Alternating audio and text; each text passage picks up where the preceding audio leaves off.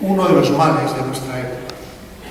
Todos ellos estaban, en definitiva, reclamando una lectura reposada y gustosa, porque solo en ella puede el hombre dialogar consigo mismo. El programa de este congreso plantea muchas cuestiones de palpitante actualidad en torno al libro. El binomio de creación y comunicación como propósitos de escritura, la propiedad intelectual y los derechos de autor, la cadena del libro y de su edición y distribución a su presencia en las librerías y bibliotecas, y muchos más. Pero al fondo de todo se perfila la figura del lector, de un buen lector. Aquí están, por feliz y generosa iniciativa del Ministerio de Educación panameño, más de 1000 profesores de educación secundaria.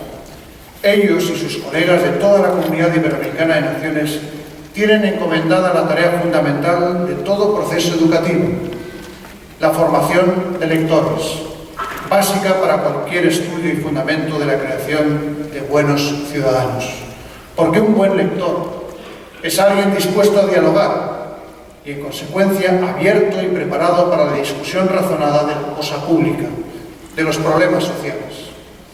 Pero más allá de eso, en el ámbito estrictamente individual, en el plano de la realización de la persona, un buen lector es un hombre capaz de vivir reviviéndose y de hacerlo de continuo, ya que, como decía Goethe, cuando se lee no se aprende algo. No quiero terminar sin agradecer en nombre de Su Majestad del Rey al Gobierno de Panamá, a su presidente, la generosa acogida a este congreso que tanto interés ha suscitado en todo el ámbito de la cultura.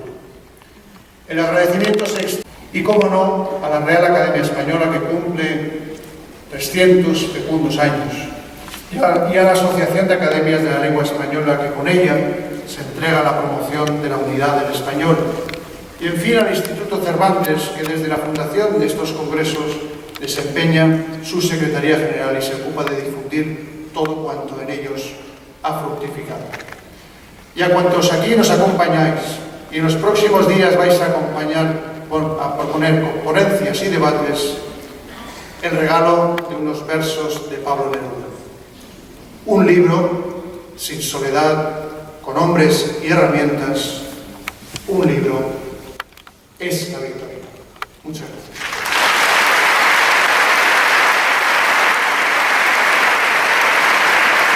Muchas gracias.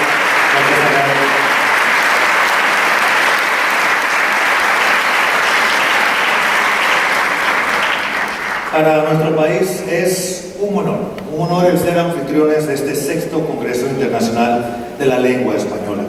Su planificación, organización e inauguración ha sido para el Gobierno Nacional de Panamá un gran logro cultural. Por ello quiero invitarlos a escuchar las palabras oficiales del país anfitrión e invitar, por favor, al excelentísimo señor Ricardo Martinelli Berrocal, presidente de la República de Panamá.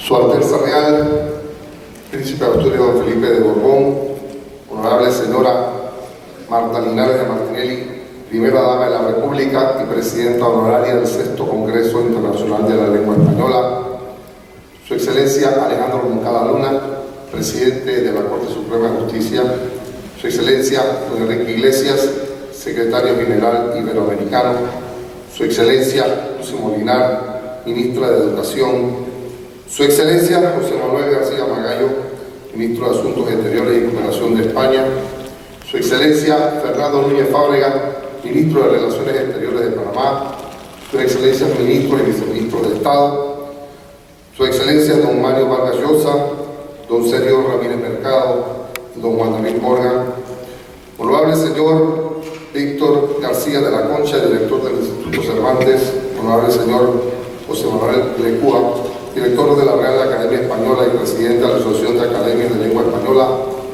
Honorable Señor Humberto López Morales, Secretario General de la Asociación de Academias de la Lengua Española, Honorable Señora Berna Pérez Ayala de Borrell, Directora de la Academia Panameña de la Lengua, señores de las distintas misiones diplomáticas y organismos internacionales acreditados en la República de Panamá, distinguidos miembros de las comisiones del Sexto Congreso Internacional de la Lengua Española y distinguidos académicos, doña Érida Morales, receptora del Premio de Asociación de la Asociación de la Lengua Española, distinguidos miembros de la Comisión Nacional para la conmemoración del 5º centenario del descubrimiento del Océano Pacífico, señores de la Red Nacional de Docentes de Español, invitados especiales, señores de los distintos medios de comunicación social, damas y caballeros, amigos todos. En nombre del pueblo y del gobierno de Panamá, doy la más cordial bienvenida a todos ustedes a la primera ciudad fundada por España en tierra firme, la muy noble y leal ciudad de Panamá.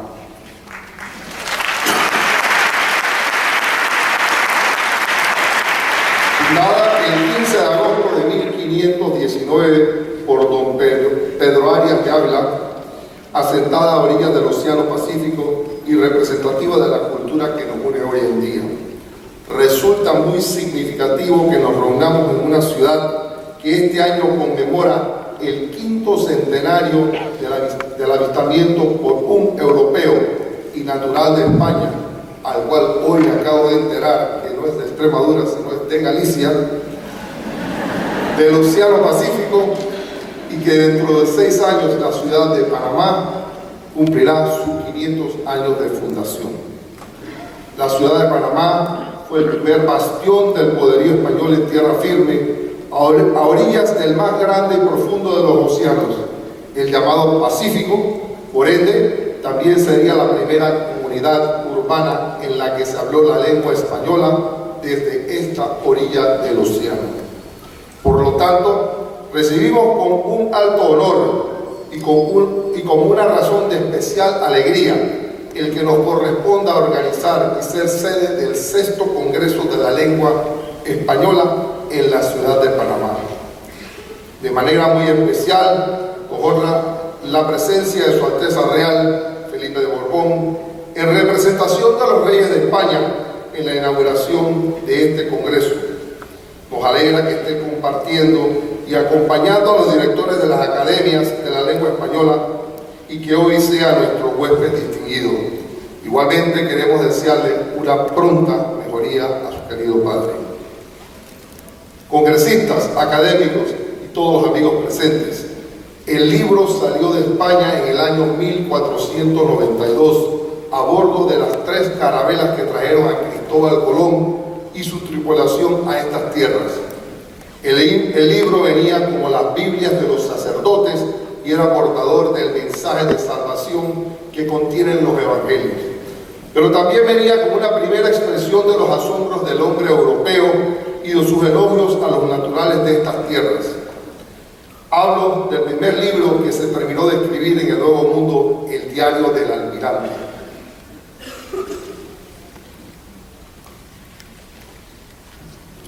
Por eso el lema de este congreso es tan exacto y tan justo al convertir el libro en centro de nuestras reflexiones y objeto de este homenaje. El libro atravesó el mar y sus peligros y llegó a nuestras costas para elogiar por la pluma del almirante a la tierra que los acogía y a las gentes buenas que las habitaban.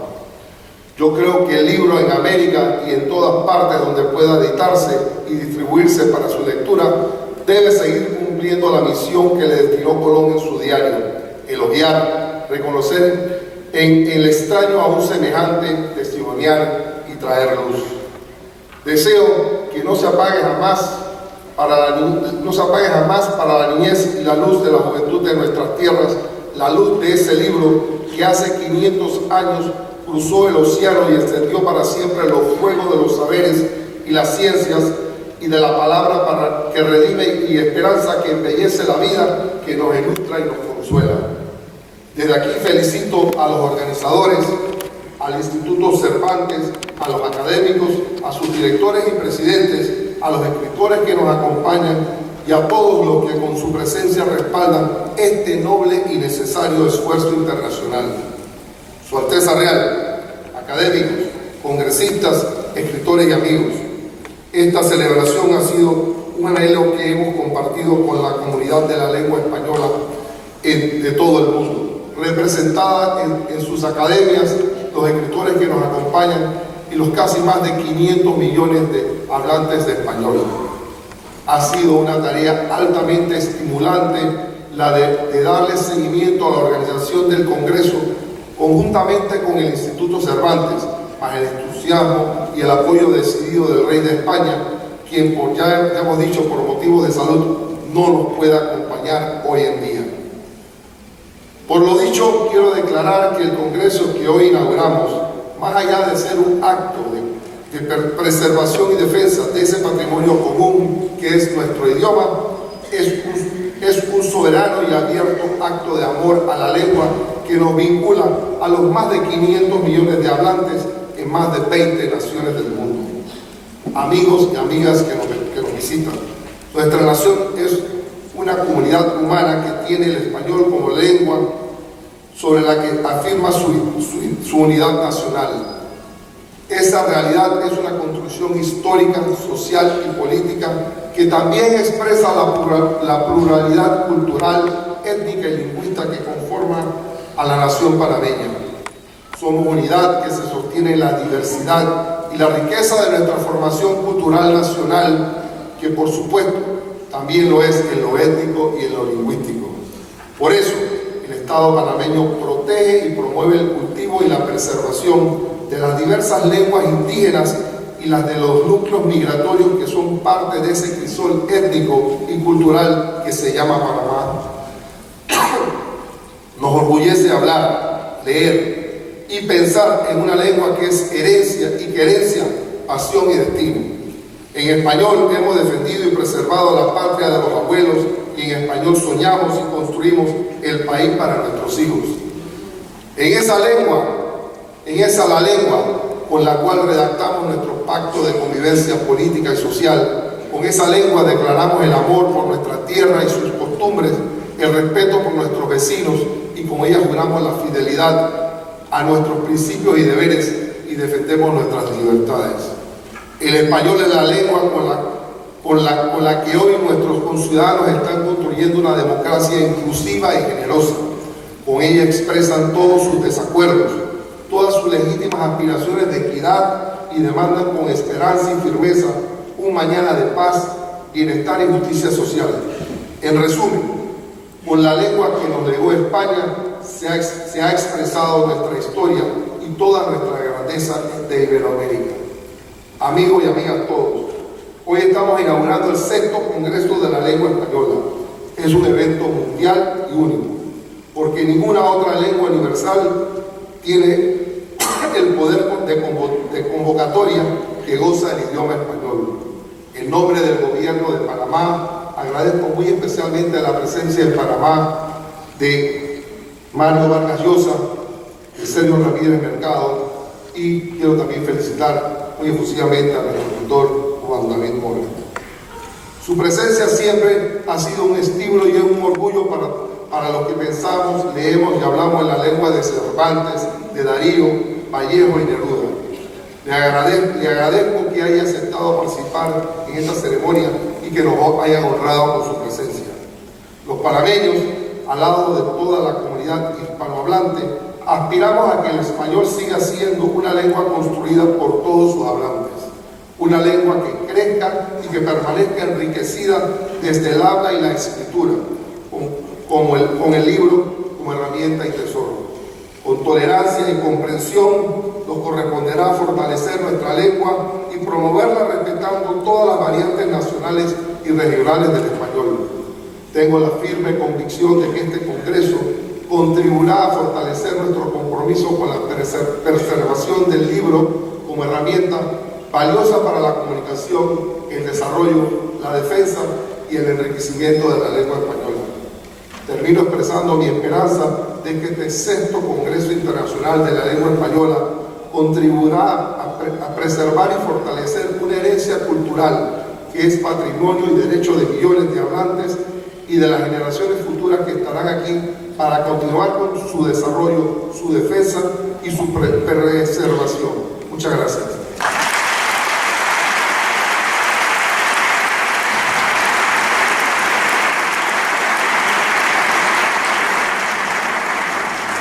Muchas gracias, señor presidente. Damas y caballeros, después de estas palabras, se inicia formalmente este evento donde hispanistas, escritores y comunicadores hispanohablantes le dan vida a este 6º Congreso Internacional de la Lengua Española. Muchas gracias. Por favor, despidamos a los miembros de la mesa principal. Agradecemos a todos los presentes permanecer en sus puestos para permitir la salida de estas altas autoridades.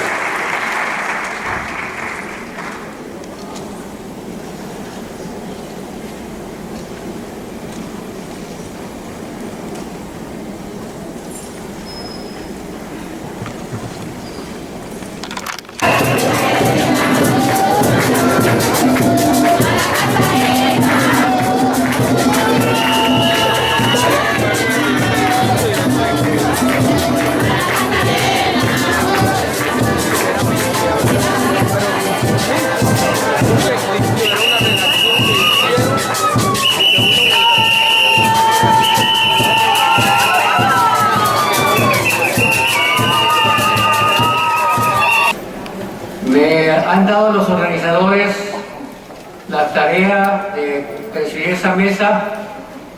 Mi nombre es Jaime Posada, director de la Academia Colombiana de la Lengua, la más antigua del Nuevo Mundo, fundada en 1871. En la reunión de la tarde vamos a tener una ponencia general de don Miguel Ángel Caneo de Panamá, una mesa redonda con don Baltasar Brito de México, don Andrés Gallardo de Chile, doña Carmen Iglesias de España, don José Luis Moure de Argentina y don Pedro Rueda de España. Por razones de salud ha tenido que excusarse de no poder concurrir a estos debates el padre José Asila. Bienvenidos a todos. Comienza la sesión. Tiene la palabra el señor ponente. ¿Qué tal? Muy buenas tardes a todos ustedes. Vamos a darle la palabra al doctor Miguel Ángel Candanedo de Panamá, quien va a llevar a cabo la ponencia de esta tarde. Gracias. No me pase en vivo, ya te subo. Ya estoy grabando por aquí en mi cabeza, que así tú quedas. Y la profesora de está por allá abajo. Muy buenas tardes. Sean nuestras primeras palabras para saludar cordialmente a los diversos compañeros de la mesa que tienen a su cargo el debate en torno al tema general, el libro entre el Atlántico y el Pacífico. Se nos ha solicitado de parte del comité organizador unas breves cogitaciones en torno al tema que de alguna manera permitan orientar el debate y que seguramente podrán suscitar también algunas discrepancias. A nuestro juicio, para poder situar debidamente lo que es el papel del libro en ese proceso de tránsito del Atlántico al Pacífico, debemos históricamente situarnos en aquella motivación fundamental que ocurre en ocasión de la toma de Constantinopla por los turcos otomanos en 1453, el cierre de la libre navegación, libre entre comillas, por supuesto, a través del Mediterráneo, y por otra parte, un capitalismo mercantil emergente que demandaba con urgencia, con premura, las comunicaciones y el intercambio comercial entre Oriente y Occidente. Cerrada la vía de comunicación, la vía lógica, la vía habitual, no quedaba otro camino que lanzarse a conquistar las procelosas aguas del Atlántico. Tarea que, en razón de su desarrollo en el momento histórico, correspondió a subir vanguardistamente a Portugal e inmediatamente seguido también de España. Habría que decir que a nuestro juicio conviene hacer una distinción entre las razones económicas, políticas, sociales que motivaron los viajes para atravesar el Atlántico y por otra parte lo que se estaba viviendo a nivel del pensamiento, de las concepciones, de los tabúes, de los temores, de las leyendas, todo ese mundo que de una u otra manera se vivía a nivel del pensamiento y que evidentemente condiciona igualmente ese proceso de descubrimiento que se inicia con el viaje de Colón en 1492. Recordemos igualmente precedido meses antes por la expulsión definitiva de árabes y hebreos de la península ibérica. Todos esos elementos concurren para dar forma y contenido a los libros y publicaciones de la época.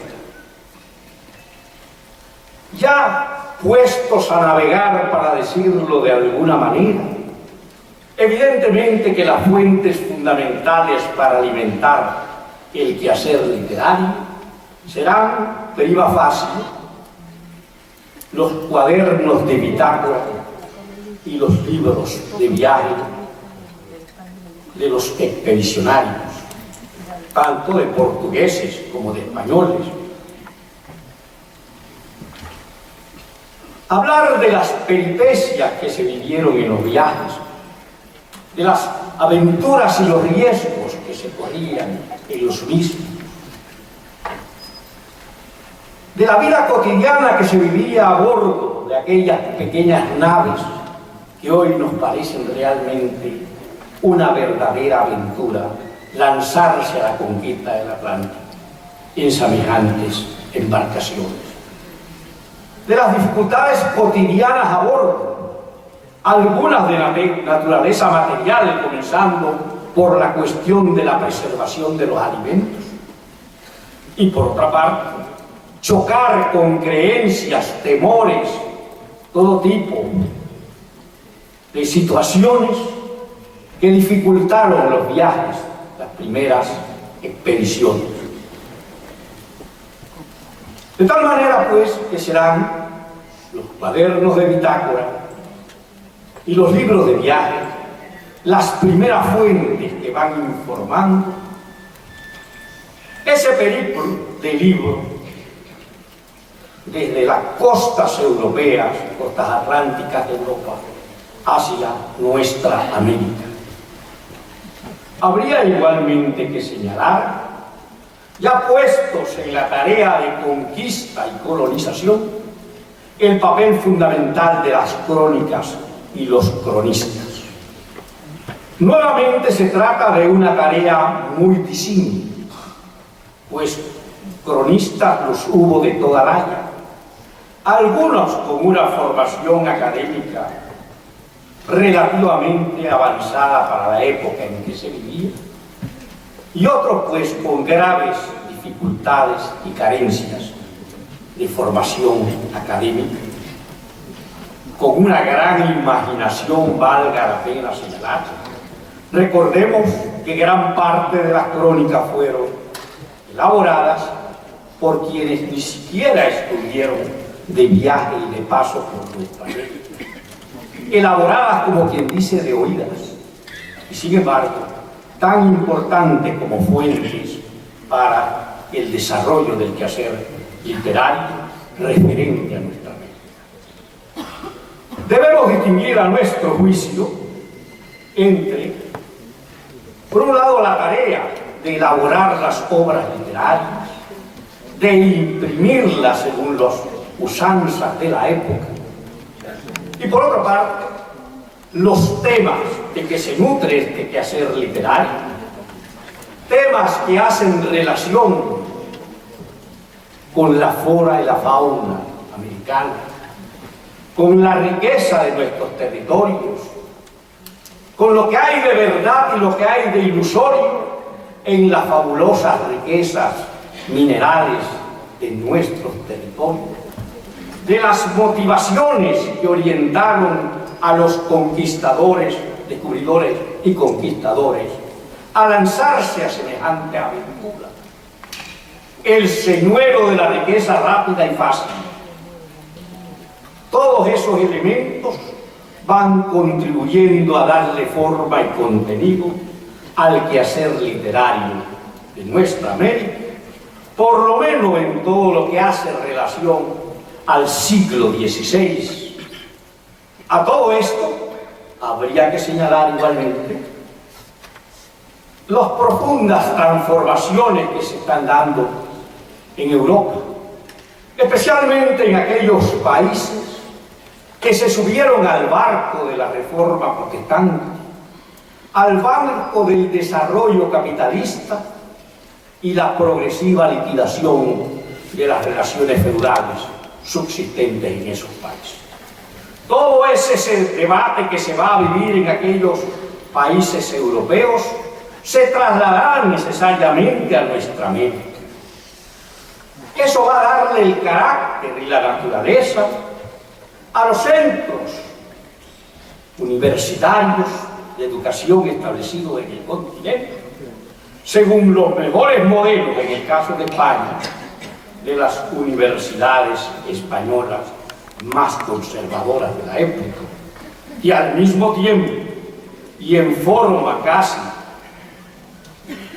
de contrabando, toda una corriente de formas de pensamiento, de ideas, de concepciones provenientes de Francia, de Inglaterra, de Holanda, y que van a llegar a nuestras tierras, ya sea a bordo de los bergantines, ya sea en los casos cada vez más crecientes a medida que nos aproximamos al 18, de los criollos e indianos que tuvieron las posibilidades de viajar a Europa, de recorrer la Europa más moderna y avanzada, de beber en la fuente de los ilustrados, incluso de los afrancesados españoles de la época.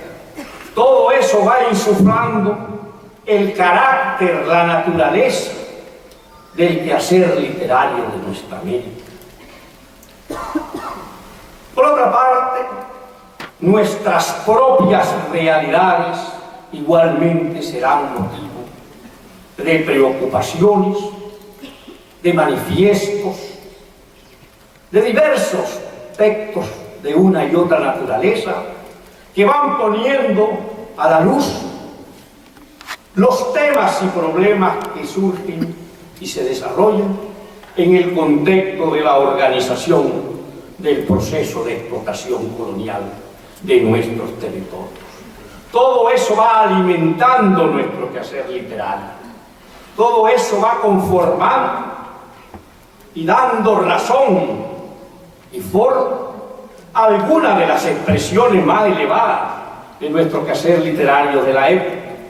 Se mencionaba esta mañana los casos del Inca Garcilaso y de Sor Juana Inés de la Cruz como casos paradigmáticos de lo que es el quehacer literario y la suerte de libro en nuestra América, hecha por americanos y en función de nuestras realidades, nuestras preocupaciones y nuestros procesos de intercambio intelectual con la vieja Europa. Igualmente, en este periplo muy rápido, porque el tiempo que se me ha conseguido es sumamente breve, habría que señalar especialmente la influencia de la Ilustración francesa en especial, inglesa, alemana, del siglo XVIII, y cómo eso va a alimentar el quehacer literario, el pensamiento, las proclamas, los manifiestos, ya anunciando las primeras voces del independentismo de nuestra América. Ya que el proceso de independencia no es solamente un proceso político-militar, es un proceso que se fragua en la mente de quienes, bebiendo en esas fuentes democrático-liberales en proceso de desarrollo en Europa, desde nuestra América piensan en nuestras realidades, en las necesidades de emanciparnos, de establecer relaciones diferentes entre la metrópoli española, portuguesa y nuestros países. Todo eso va alimentando ese quehacer literario. Allí se están forjando el pensamiento de Bolívar, de Miranda, de San Martín, de todos los grandes de nuestra América, de don Andrés Bello, que se mencionaba esta mañana, de Simón Rodríguez, y así podríamos seguir hablando de una playa de americanos que son el nervio motor del desarrollo del pensamiento en nuestra América y sus manifestaciones literarias en ese tiempo que cabalga entre la segunda mitad del XVIII y la primera del XIX. Logradas nuestras independencias políticas, venía el momento de la liquidación de las viejas estructuras de la colonia. Y allí abrevarán nuevamente las mentes de los más lúcidos hombres de nuestra América para forjar las bases de los estados nacionales de nuestros países. Allí habría que mencionar el pensamiento lúcido de nuestro Justo Arosemena, para hablar solo de un fenómeno destacado que recoge Martí en sus escritos cuando se refiere a lo más elevado, a lo más avanzado del pensamiento de nuestra América en la segunda mitad del siglo XIX. Habría que hablar de Domingo Faustino Sarmiento, habría que hablar de José Martí, figura emblemática, no solo por su quehacer literario, no solo por sus ideales, sino por una vida consustanciada con los principios, y que encuentra en la figura de Martí y en ese lúcido ensayo de nuestra América su expresión más elevada a nuestro juicio en el decurso del XIX. Del siglo XX hasta acá no me voy a ocupar por razones obvias. Habría que mencionar tantas cosas que no es el propósito de estas reflexiones generales, sino decirles, y con esto termino, que cuando hablamos de la suerte del libro entre el Atlántico y el Pacífico, no estamos hablando necesariamente del objeto físico editado, ese que hoy corre grave peligro de perderse. Estamos hablando de lo que es el libro en su contenido,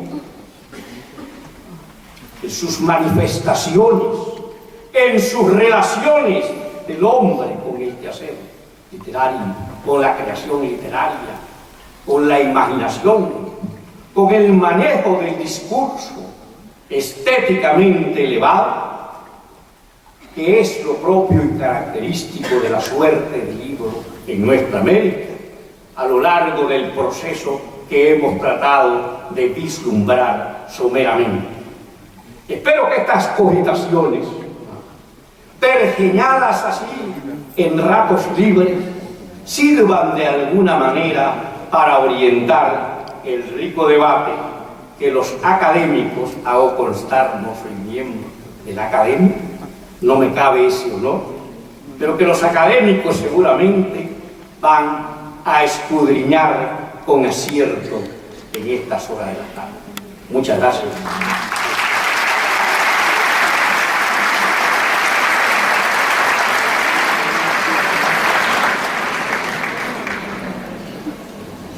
Agradecemos al doctor Candanedo por la introducción que nos hace a la mesa, precisamente. Debo decir que la mesa se llama El libro entre el Atlántico y el Pacífico, aunque el doctor desde luego se va a los antecedentes de los intercambios comerciales del libro de Oriente y Occidente desde mucho tiempo atrás. Pasaremos ahora a lo que es la mesa redonda en sí. Debo decir que, tal como lo había comentado el doctor Posada, el doctor Arcila de Filipinas no pudo venir por cuestiones de salud. Desde aquí le mandamos un fuerte abrazo y esperamos que se recupere prontamente. Y por lo tanto pasaremos ahora con el doctor Andrés Gallardo Balacé, que es miembro de la Academia Chilena, profesor emérito de la Universidad de Concepción, doctor en lingüística, escritor de novelas y cuentos, quien nos presenta una ponencia titulada Un libro revolucionario del idioma, Azul, de Rubén Darío. Vamos a darle un fuerte aplauso para que se anime.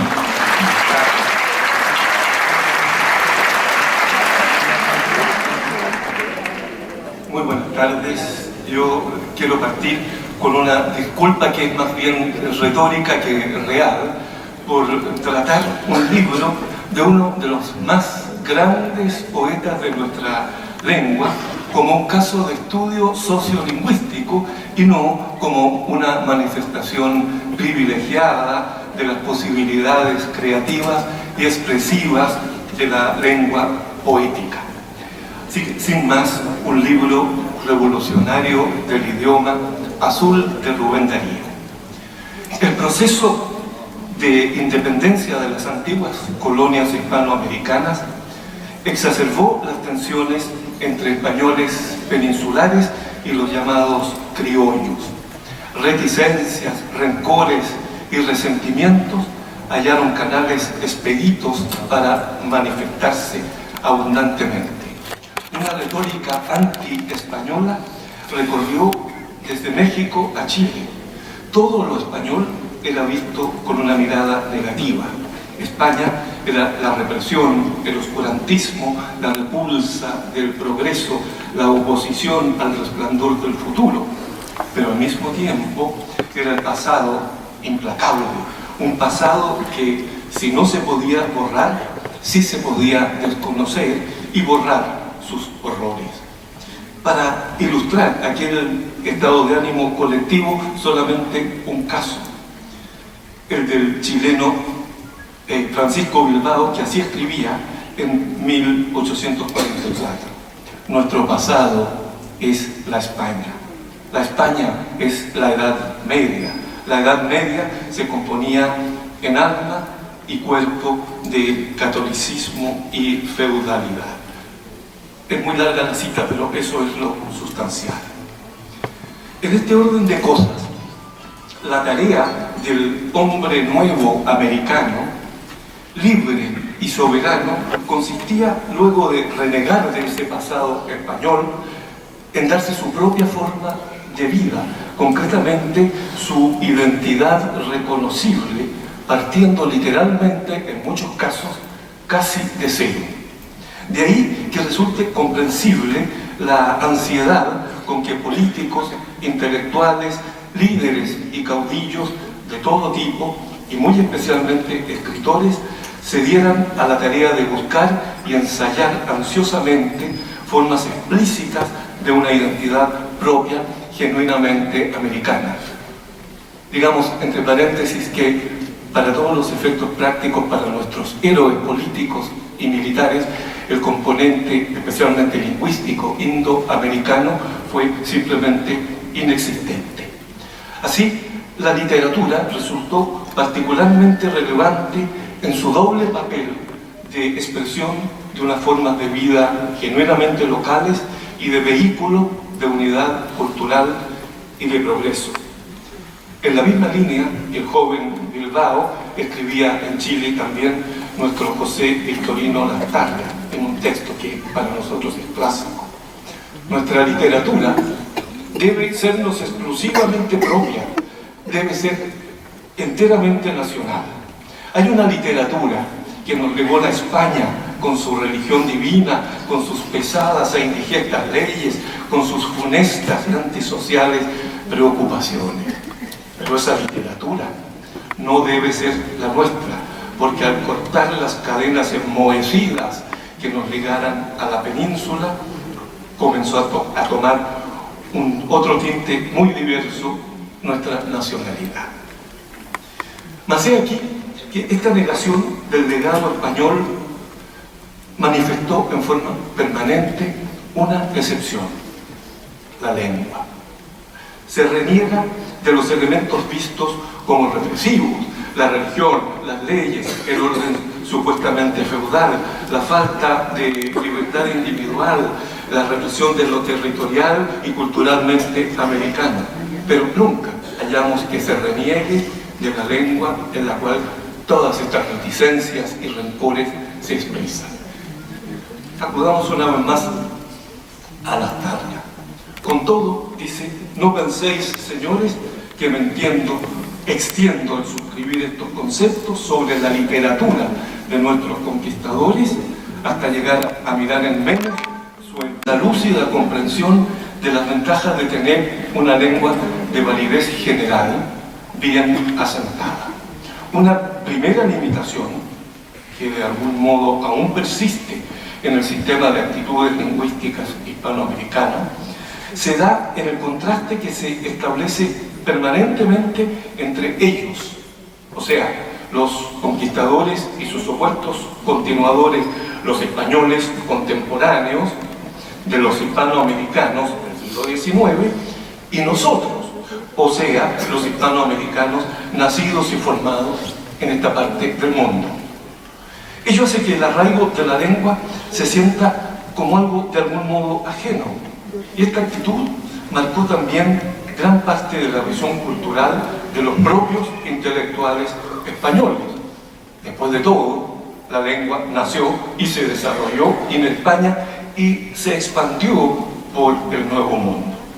De aquí surge una especie de complejo colonial hispanoamericano, detectable también mutatis mutandis en la intelectualidad norteamericana anglohablante con relación al inglés. Un segundo problema está dado por el rechazo, como hemos visto, de la tradición literaria española. Pues tras este rechazo late la idea de que es posible cultivar creativa e intelectualmente una lengua a partir de un vacío cultural. Y esto es lo que en la práctica empobreció la actividad literaria de muchos escritores nuestros, que talentosos y todo vieron su talento mermado por su falta de asentamiento cultural y lo llevó precisamente a buscar modelos y raíces en otras tradiciones literarias, concretamente la inglesa y la francesa. Ahora, un primer hito en la construcción de cimientos culturales duraderos y válidos en una perspectiva genuinamente americana lo representa nuestro más grande intelectual del siglo XIX hispanoamericano, don Andrés Bello. Don Andrés fue hombre de profundo y reflexivo patriotismo, diríamos hoy un patriotismo panhispánico.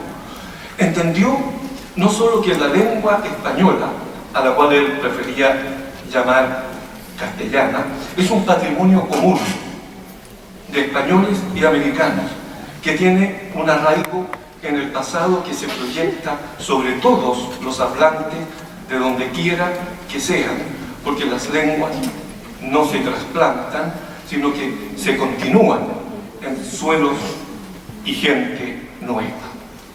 En segundo lugar, Bello trató de que sus contemporáneos y sus discípulos entendieran que la literatura del pasado no tiene una nacionalidad en un sentido estrecho.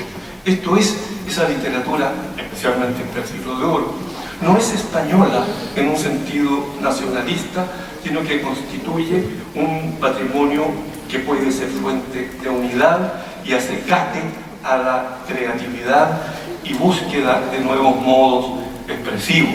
Por eso Bello fue el primero en estudiar con un sentido científico moderno el poema de Miocide y nos inició a los chilenos en la convicción de que el poema épico de don Adolfo Ercilla La Araucana no solo narra la aparición de Chile en la historia universal, sino que es fuente privilegiada de identidad. Difícil fue la tarea para don Andrés Bello. Le valió durante mucho tiempo ser tratado de conservador, opuesto a la búsqueda de nuevos rumbos literarios e idiomáticos. Por cierto, su gramática de la lengua castellana es su mejor argumento y su legado permanente. Ahora bien, mientras estas ideas, estas exploraciones de formas de identidad hispanoamericana se debatían por doquier en este lado del Atlántico, en España misma se asentaban formas de desarrollo idiomático y de actitudes lingüísticas propias, específicas, en parte como maduración de actitudes aceptadas por la creación y desarrollo de la Real Academia, y en parte como respuesta a la notable variedad cultural e idiomática de la propia España, y en parte con relación a los nuevos rumbos que tomaban las naciones hispanoamericanas, se asentaba en la península la idea de la lengua como patrimonio nacional patriótico y garantía de unidad política, territorial y cultural española. Solo dos casos. En la segunda mitad del siglo XIX desaparecen del diccionario académico las citas de grandes autores, en una clara demostración de que la academia, y no los escritores señalados, es la verdadera autoridad en materia idiomática. Y como resultado del éxito casi inmediato de la gramática de Bello, se estipula por decreto la obligatoriedad de usar en los establecimientos educacionales españoles la gramática de la gramática. La segunda mitad del siglo XIX, por cierto, no fue una época de luchas y desencuentros culturales, específicamente idiomáticos, entre España e Hispanoamérica. La cada vez mayor producción literaria hispanoamericana, así como la creación de academias de la lengua en los distintos países, son manifestaciones de un progresivo acercamiento. Faltaba, sin embargo, en este nuevo mundo un hito, un hecho concreto que señalara de algún modo una forma de madurez y de manifestación de una identidad idiomática hispanoamericana de alto nivel. Me atrevo a señalar aquí lugar, fecha y nombre a este hito. Valparaíso, Chile, 1888. Azul, un librito del escritor Rubén Darío. Este Rubén Darío era un muchacho nicaragüense de 21 años, desconocido. Sin embargo, su libro llamó la atención inmediatamente, porque en su brevedad encubría actitudes y modos idiomáticos nuevos. Pese a su juventud, Darío tenía un caudal de lecturas impresionante. Conocía todo lo importante escrito en castellano. Además, había escrito centenares de páginas que no publicó, enmarcadas preferentemente en las diversas modalidades culturales, ideológicas y propiamente literarias de la época. Fue descendiente de los primeros patriotas, escribió contra la tradición española, contra el Papa, contra los jesuitas, pero escribió también de la tradición literaria y acerca de cuestiones que agitaban la vida cultural de su momento, como la importancia del desarrollo cultural y la necesidad de una unidad centroamericana. Casi todo lo que escribió en esta primera época es circunstancial. Su iniciación literaria es un verdadero monumento a la intertextualidad más que ejercicios imitativos. Pero al mismo tiempo, siendo poco más que un adolescente, Darío manifiesta una impresionante lucidez de cuño propiamente hispanoamericano, por su comprensión de la tradición, del arraigo idiomático y de la importancia que tiene la búsqueda de formas expresivas renovadas. Voy a leer solo un trocito de un poema, un soneto que escribió al joven salvadoreño Francisco Gaviria. Después de alabarlo bastante, dice: pero hay más, es un bate americano, une a la donosura del idioma puro español la majestad y aliento de la Virgen América, esta tierra llena de fuego y de hermosuras llenas. Ya veo un idioma asentado en este nuevo mundo. Y Azul es así un libro escrito en lengua castellana, con precisión artesanal, de maestro del idioma.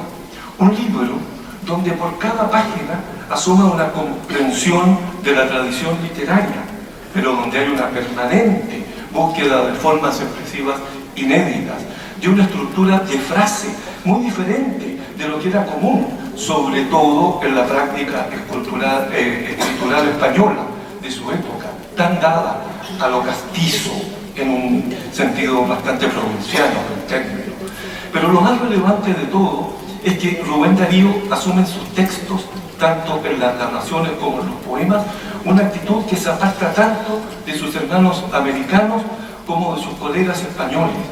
Y es que, sin ningún tipo de complejos, asume como propia la tradición literaria de la lengua, en una dimensión de idioma verdaderamente estandarizada. La lengua tiene una raíz, pero es una delicada herramienta intelectual que en la necesidad de expresar los más variados y complejos matices del pensamiento y de la expresividad necesariamente está por encima de limitaciones de tipo territorial, patriótico, étnico y religioso, y al mismo tiempo, y por eso mismo, puede expresar una multiplicidad de identidades dentro de su básica unidad funcional. En otras palabras, Darío entiende y practica el hecho de que la lengua española es un patrimonio internacional. O sea, no puede ser propiedad de un grupo restringido. La variedad de opciones es la marca de Azul. Acoge todas las influencias de su variado mundo de lectura. Desde luego, su sistema de revisiones culturales es de base americana. Ahí está Valparaíso, Santiago, están escritores americanos como Díaz Mirón, José Joaquín Palma, realidades culturales de la tradición como el toqui araucano caupolicano, o incluso escritores angloamericanos como Walt Whitman.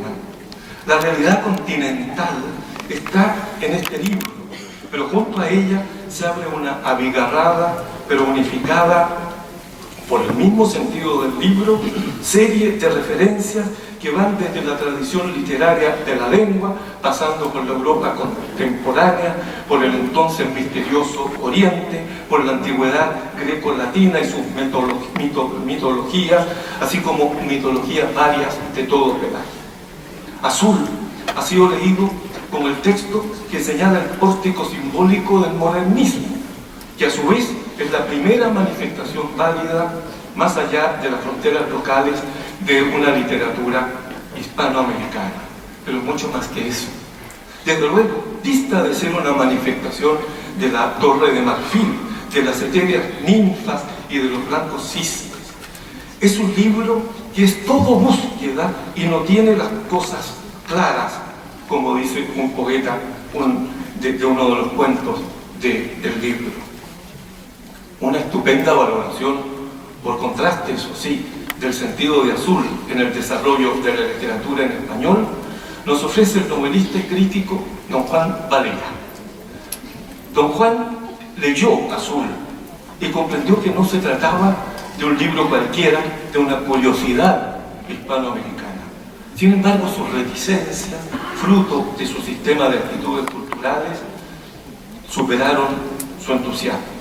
El punto central de la incomprensión de don Juan Valera radica en su incapacidad para entender que un libro escrito en español, y en un español estupendo, no fuera culturalmente español en un sentido estricto. Ello porque en el sistema de actitudes lingüísticas de don Juan Valera, la lengua española es un legado patriótico español, manifestado en un sistema de referencias culturales básicamente españolas, fruto de una continuidad geográfica, étnica y hasta genética española. Así se lo manifiesta a Darío. Si el libro no estuviese en muy buen castellano, dice, lo mismo pudiese ser de un autor francés que de un italiano, que de un turco o de un griego. El libro está impregnado de espíritu cosmopolita. Para don Juan, los escritores que escriben en español solo podían hacerlo españolamente, pues, comillas, todos tenemos un fondo de españolismo que nadie nos arranca ni a 25 tirones. Cierre comillas. Y es aquí que este joven autor de Azul no parece ni étnicamente español. Dice don Juan, hasta el nombre y apellido del autor hacen que el cosmopolitismo resalte más. Rubén es judaico y persa es Darío, de suerte que por los nombres no parece que usted quiere ser o es de todos los países, castas y tribus. Para don Juan, la cultura idiomática y el trabajo literario concreto que se manifiestan en Azul han de ser fruto de un precario arraigo del autor y no de un sistema cultural bien asentado, dado el hecho de que Rubén Darío es un joven, hijo de una joven república hispanoamericana. Una vez más se identifica la tradición propiamente comunicativa de la lengua con consideraciones geográficas y nacionalistas. Yo no quiero que los autores no tengan carácter nacional, pero no puedo exigir de usted que sea nicaragüense, porque no hay ni puede haber aún historia literaria, escuela y tradiciones literarias en Nicaragua. No puede exigir de usted que sea literariamente español, pues ya no lo es políticamente. Entonces, el españolismo de don Juan Valera decide que Rubén Darío tiene que ser francés, literariamente y hasta idiomáticamente, o lo que viene a ser lo mismo, descubre que Rubén Darío sufre de galicismo de la mente. La cáscara es castellana, la enjundia es francesa. No tiene sentido, por cierto, polemizar a más de un siglo con don Juan Valera o menospreciar sus opiniones. Entre otras cosas, él valoró antes que muchos hispanoamericanos los múltiples méritos de Azul. Gracias a él podemos entender mejor la dinámica de las actitudes idiomáticas que moviliza este librito, que se instala de forma decidida como la manifestación no